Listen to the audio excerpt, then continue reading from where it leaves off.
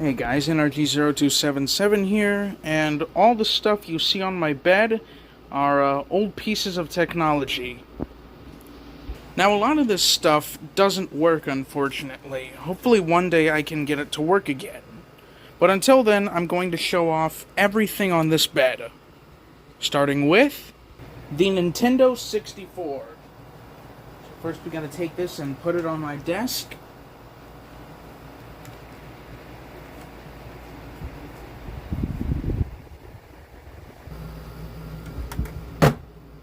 Alright, here's the 64. So as you can see, I have one controller and the cables that hook up to the TV and a plug-in outlet, alongside 3 cartridges. First off, let's show off the basic console. Now, this stopped working a while back, and I think it's just a problem with one of the circuit boards inside of the console, but eventually I'll try and get this fixed. So it comes with a basic power switch. Flips on and off, and it comes with an expansion pack, and there is a pack inside, and a reset button. And of course, every Nintendo 64 has this, the 4 controller outlets for players 1, 2, 3, and 4. And of course, you have the cartridge slot. I think that's a dead bug in there. Ooh, yeah, it is. Moving on, we have, I think this is an exhaust vent for if the console heats up. And at the back you have the plugins for the TV cables and the outlet cable. On the bottom you have this, and this is actually, this was meant to release for the Nintendo 64 in America. Oh, good God, there's dead bugs in there. But anyways, this was actually slated to have a disc system that would be connected to it, but it never came to North America. I think it was only released in Japan. And yeah, this is just the console part. And here is the controller. Probably one of the more weirder looking console controllers. I think it's full of dead bugs, sorry. It has the joystick in the middle, it has a D-pad on the side, the start button, it has the L and R left and right buttons, and the Z trigger.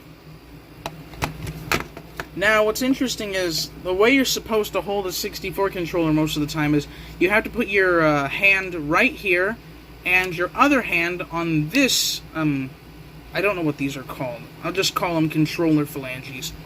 And you have the camera angles, which are controlled by these buttons right here, and B, A. Just 2 buttons.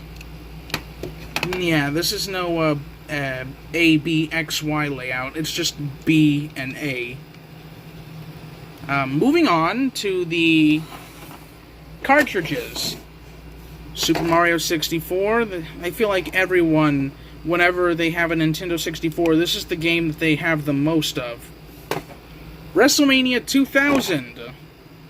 This and Mario 64 are the only games that actually worked. I actually like this because of one of the features that this game has is the characters can have facial expressions. And this came out around 1999. That's impressive.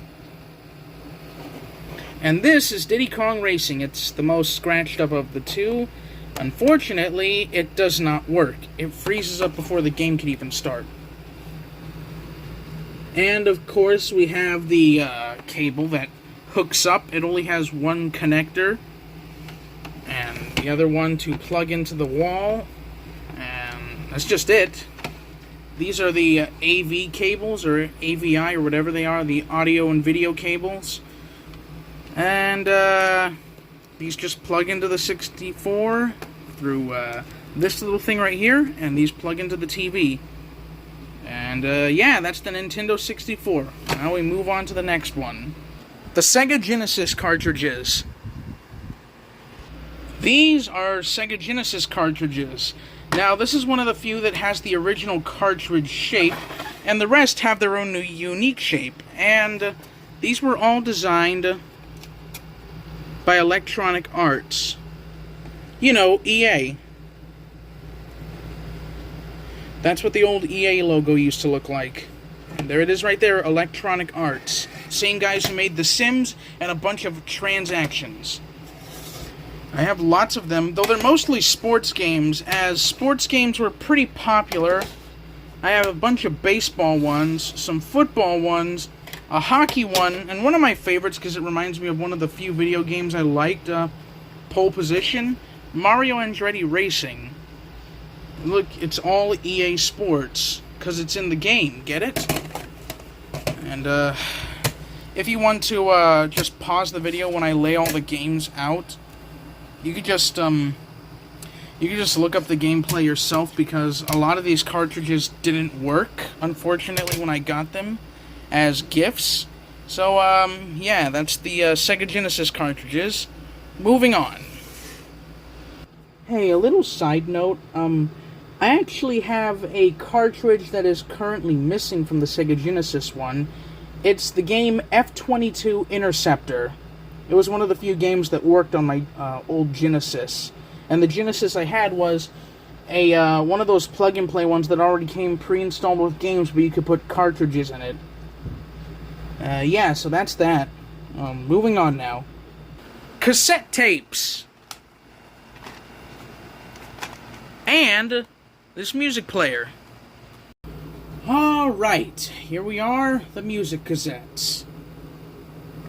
And here's the first one. It's about country hits. And if you don't know how music cassettes worked, what they would do is, you see this little sponge right here that's under this strip of magnetic tape. Let me get the camera to focus.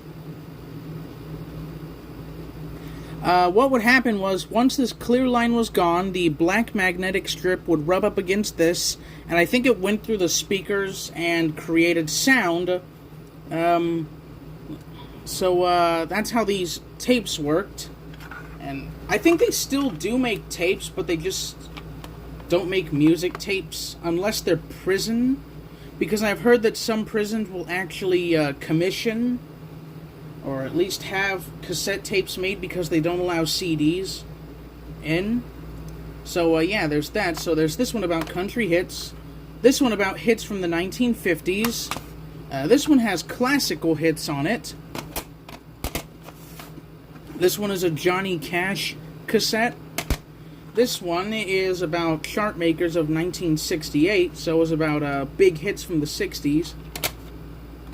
This is a B.B. King cassette, the King of Blues. And this is a cassette, cassette tape of the Eagles. This tape doesn't have Hotel California on it, though. And these are some of the tapes that my dad recorded. For example, he recorded some Beatles music off the radio. This is some music he recorded. I think it's classical rock. And this one has classical rock on it, too. And this is a Spanish learning tape. But this is an interesting thing right here. This is from a company called Kobe, which is, if I remember correctly, a South Korean and American electronics company. I think they went out of business around 2014-ish, and what's interesting is that even though they don't exist anymore, you can still find their products in stores. So this leads me to believe that the Kobe company is gone, but the name brand is owned by another company, or so I think. But what's interesting is that, essentially, this is like somewhat of a bootleg of Sony. Like, this is just a bootleg of the Walkman. You know, probably one of the most popular Sony products from the 80s. And, surprisingly, I've had this stored away for quite a while, and the batteries I put in it a couple of years back are still in it. But what's interesting... Let me get this on here. What's interesting is that if I can get the light on in here, look. It still works after being put away for almost 5 years, which is impressive. But anyways, the last thing I have to show you is this. This is a miniature tape, more specifically a miniature videotape. Now, I'm not sure what's on this, as I do not have a camera for miniature videotapes. And, it looks a little broken, because right here at the bottom it's bending. And this is for old camcorders that require these types of tapes. And there are even cassettes, music cassettes, that are much more smaller than these ones. Like, they get to this size, and you have them in those mini recorders. But yeah, that's all the cassettes. Also, I do have this tape player, which they're still made. Tape players are still being made even in this year, and you could still buy them. I bought this one at Walmart a couple of years back, and it still works surprisingly after being put away for quite a while. And it does play tapes. Like I said, it does play tapes. Alright, so that's been the first part. The second part will come out on Sunday.